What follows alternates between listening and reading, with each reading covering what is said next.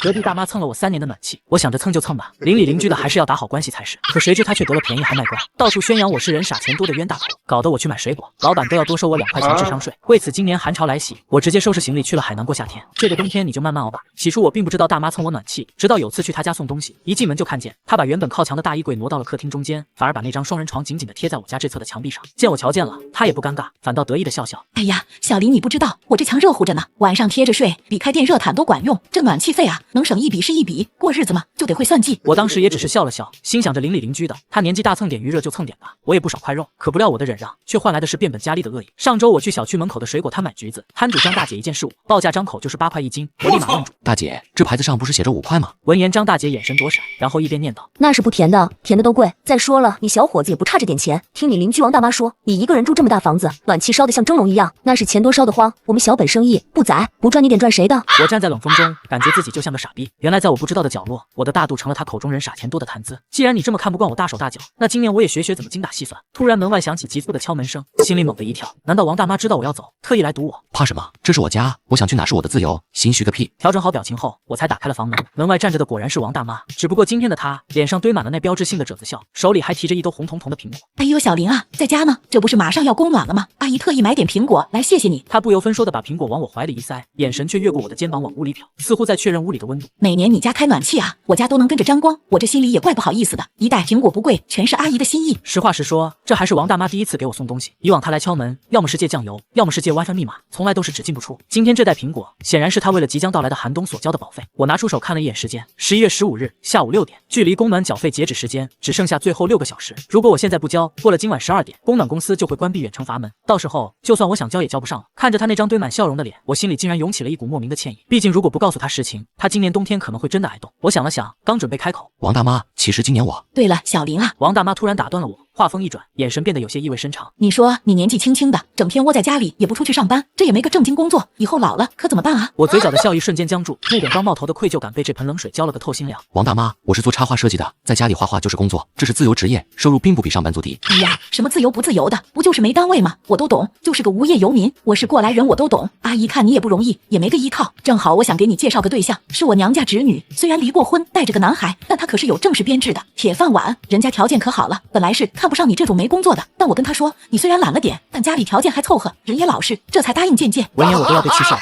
他那个侄子我见过，30多岁的巨婴，好吃懒做，至于拿什么编制，不过是个编外保安。还有他那个孩子，更是在小区里赫赫有名小魔王，去年来过一次，拿着油性笔把我们这栋楼的楼道画得乱七八糟，还往邻居门锁眼里塞口香糖，整栋楼的邻居敢怒不敢言。合着在他眼里，我只配给他那个废柴侄女当免费保姆，还要被他贬低成高攀。他这是不仅想蹭我的暖气，还想让他侄女来吃绝户啊！我看着王大妈那副便宜你了的嘴脸，心中仅存的那点不好意思瞬间烟消云散，化作了坚定的冷意。王大妈，这种福气您还是留着给别人吧，我这人懒散惯了，高攀不起您那侄女。时间不早了，我要休息了。说完，我没再看他那瞬间凝固的表情，直接后退一步，重重将房门关上。门外得王大妈沉默了2秒，随即传来了她气急败坏的骂声：你这死小子，给脸不要脸，好心当成驴肝肺，活该你找不到女朋友。骂吧，尽情的骂吧，反正过了今晚，你想骂我也听不见了。随即我将那一兜苹果随手扔进垃圾桶，垃圾就该待在垃圾桶里。我拿出手机，最后确认了一遍航班信息。至于隔壁蹭不到热气又没做防护措施的王大妈家会怎么样，那就不是我该考虑的事情了。第二天清晨天刚蒙蒙亮，我就拖着行李箱下了楼。此时的天虽没有下雪，但寒风像刀子一样刮在脸上，我不由得裹紧了身上的羽绒服。此时王大妈那扇窗户紧闭，想必应该还在沉睡，做着今年继续蹭暖的美梦。随后我转身上了网约车，三亚的风带着暖湿的海盐味，吹得人骨头都酥了。我躺在酒店阳台的沙滩椅上，手边是一颗冰镇的饮料。我打开手机，屏幕上显示着老家气象台的暴雪预警，还是最高等级红色，实时气温显示已经跌破了-25度。随即我点开了那个平时死气沉沉的业主群，群里的消息正以每秒好几条的速度疯狂刷屏，毫无疑问就是王大妈，她一连发了10几条长达60秒的语音方阵。我随手点开一条，那尖锐的嗓音差点把我手机扬声器震劈了。供暖公司的良心都被狗吃了吗？这屋里冷得跟冰窖似的，想冻死谁呀？我们交了钱是买暖气的，不是来受罪的，这温度计都要冻裂了，必须给我们个说法，不然我就去投诉你们，让你们吃不了兜着走，赔钱，必须赔钱，把我们的血汗钱都还回来。看着他气急败坏的样子，我甚至能想象到他在屋里裹着棉被瑟瑟发抖，冻得流鼻涕的画面。然而群里的风向并没有如他所愿的一边倒，几个平时挺活跃的业主发了几个问号。王大妈，您家是不是窗户没管严啊？今年供暖挺好的啊。是啊，我家地暖烧的我都得穿短袖睡衣，现在室内26度，热的我都要开窗透气。是指今年这家供暖公司算是良心企业了，比往年都热乎。王大妈，是不是您家管道堵了？要不放水试试？看着大家都在夸供暖好，王大妈显然更急。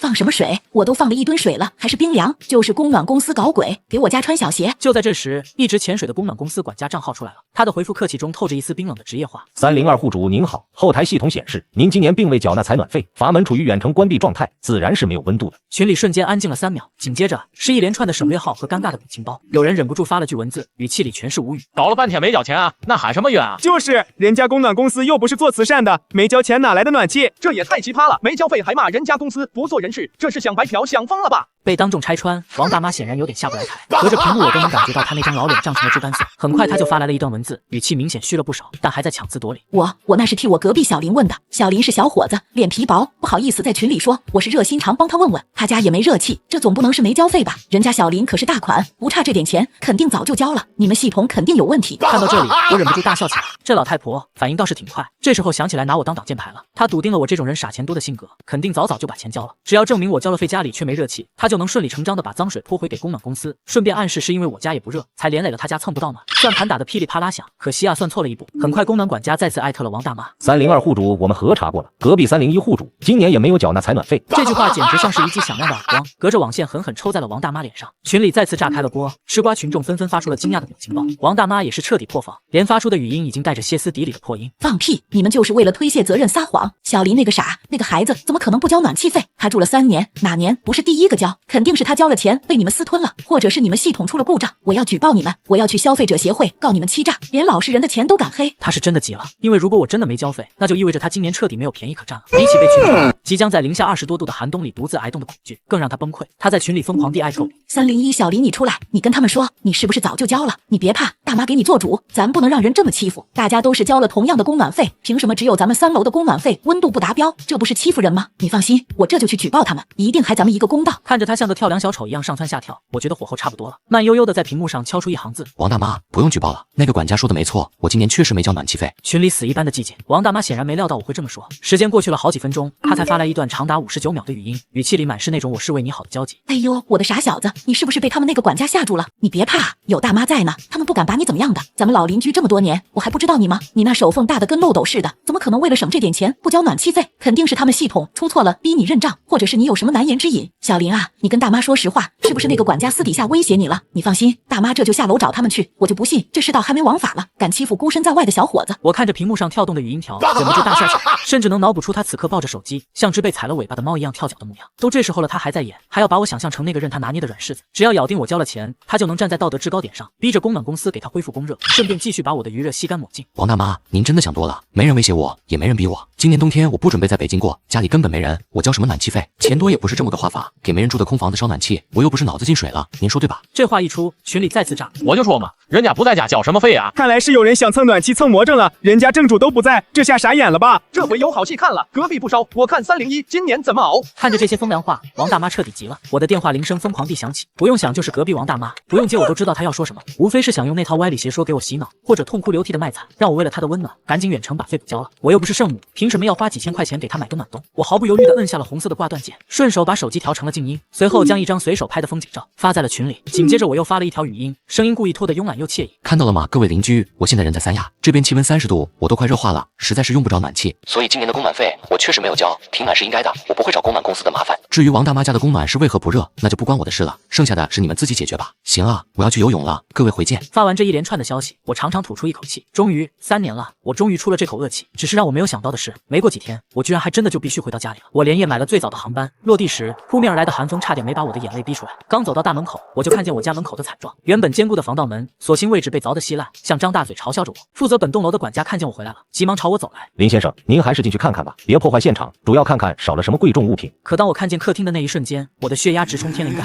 甚至比我想象的还要惨烈。我最喜欢的青花花瓶，此刻已经成了一地碎渣，很明显是用重物狠狠砸碎的。客厅里更是像被台风过境了一样，沙发垫子被扔得满地都是，茶几也被掀翻，我的画稿像废纸一样到处都是，墙上挂着的装饰画也被扯下来踩了好几个黑脚印。这哪里是入室盗窃，这分明是抄家泄愤。走进我家的卧室，屋里也是一片狼藉，但好在我放在柜子里，价值10几万的金条还在。很明显这人不是来偷东西的，却像是跟我有着什么深仇大恨，故意来搞破坏的。这种损人不利己，纯粹为了恶心人的手段，我脑子里瞬间就浮现出了一张满是褶子的脸。果不其然，管家刚走，王大妈和她侄女就凑了过来，脸上那是半点心虚都没有，反而是一种等着看笑话的幸灾乐祸。哟，这不是去海南享福的大款吗？怎么舍得回来了？物业给你打电话了吧？你看这是闹的多吓人啊！小林啊，不是大妈说你说你一个单身小伙子非要一个人住，还不交暖气气费，这屋里没暖气啊，就没人气儿，那贼可不就盯着你家偷吗？我冷眼的看着他，没说话。他见我不吭声，以为我被吓住了，劲头更足了。要我说啊，你也别犟了，赶紧把那暖气费给补上。这屋里热乎了，有人气了，贼就不敢来了。你说是不是这个理？说着，他还假惺惺的凑过来，摆出一副推心置腹的长辈模样。你要是实在害怕，觉得一个人住不安全，大妈倒是有个法子。他猛地看向了一旁的侄女，这是我家侄女王铁锤，你也见过的。虽然是胖了点，但身强体壮。要不这样，让她搬进去给你作伴，有她在，别说是贼了，就是鬼都不敢进门。我差点被他这不要脸的逻辑气笑了。这是不仅要蹭我的暖气，还要把房子也霸占了。旁边的铁锤朝地上吐了一口痰，那双贼溜溜的眼睛肆无忌惮的在我身上打量，透着一股让人作呕的油腻。小伙子，听我说的没错，现在的治安可乱着呢，尤其是你这种独居长得又帅的男生，最容易被盯上。我也不是谁都帮的，看在邻居的份上，我吃点亏。他伸出一根手指头，在我面前晃了晃。雇我当保镖，1个月1万，包吃包住，怎么样？这价格公道吧？也就是我心善。王大妈在一旁忙不迭的点头附和。就是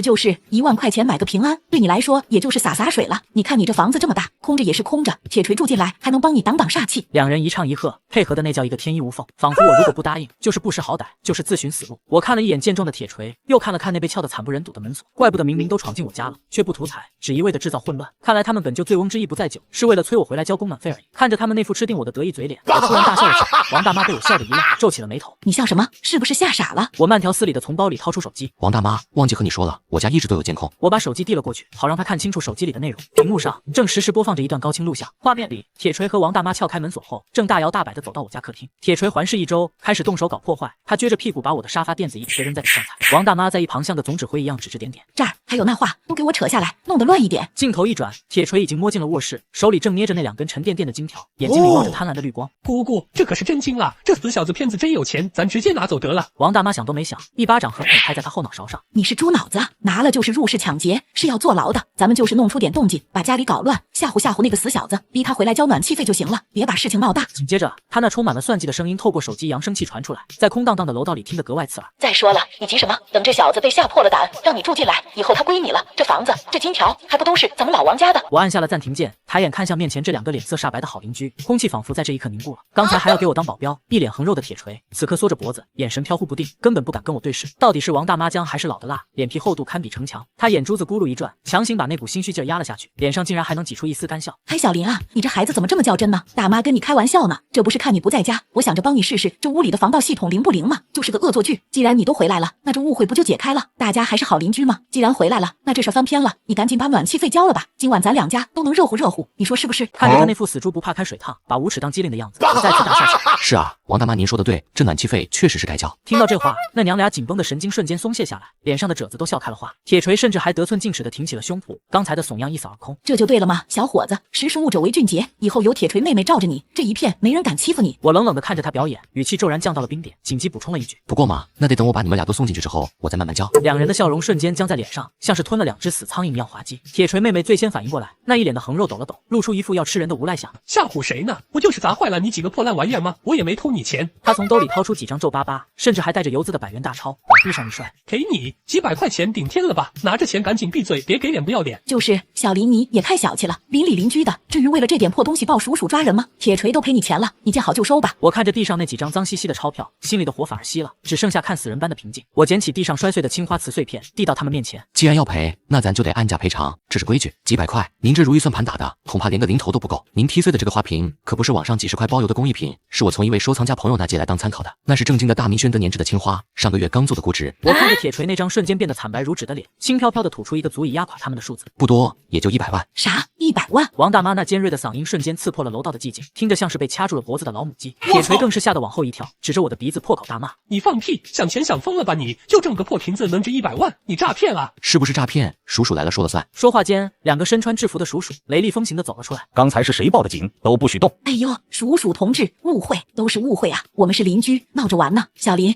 你快说，我们是闹着玩的啊，都是邻里邻居的，你这又是何必呢？我平静将录着像的手机递给带队的叔叔。叔叔，这是监控录像，还有刚才他们承认入室打砸，企图敲诈勒索的录音，我都备份好了。叔叔接过手机，简单查看了几眼，脸色顿时沉了下来。入室破坏他人财物，数额巨大，带走。我不走，我是冤枉的，这死小子坑我，那个瓶子是假的。王大妈则在地上撒泼，哭得鼻涕一把泪一把，最后还是被2名警察强行架走的。证据确凿，事实清楚，在铁一般的证据面前，铁锤也只能交代了王大妈指使他砸屋的犯罪事实。他哭得一把鼻涕一把泪的，说自己只不过是听王大妈的话想吓我，哪里想得到那么普通的一个花瓶居然是古董，还价值100万。而摆在铁锤面前的路只有2条，要么赔钱取得谅解，要么就把牢底坐穿。而当叔叔问及王大妈为什么要恐吓自己住了3年的邻居时，他却支支吾吾说不出个所以然。想来叔叔们也想不到，王大妈不过是为了省几千块钱的取暖费，蹭个暖，却把自己蹭出了100万债务吧。这样的结局，就连我都没有想到。看来真是作孽者自有天收啊！闻言此事的铁锤父母连夜从老家赶来。铁锤他爹是个暴脾气，进门二话不说，冲着王大妈那张老脸就是狠狠一巴掌。王大妈捂着脸不可置信的看着自家大哥，大哥，你打我干啥？打你，老子恨不得打死你这个败家娘们！铁锤也气得浑身发抖，指着他的鼻子骂：你说给铁锤介绍对象，这就是你介绍的对象？对象没看着，先把人送进局子里去了，100多万啊，把咱们全家卖了都赔不起。你想让铁锤死在牢里吗？王大妈彻底瘫软在地上，那股算计了一辈子的精明劲儿终于散了个干净。她没钱，铁锤家也没钱，唯一的办法就是卖房，卖掉这套他奋斗大半辈子才赚来的城里房子。当100万赔偿款打进我账户的那一刻，我才签了谅解书。而王大妈也被迫只能搬回老家，听说那里的冬天特别冷，而且没有邻居的暖气可以蹭。只是那又关我什么事呢？虽然海南之旅被打断了，可我的心里却是从未有过的舒坦。恶人都得到了应有的惩处，这才叫真正的暖冬。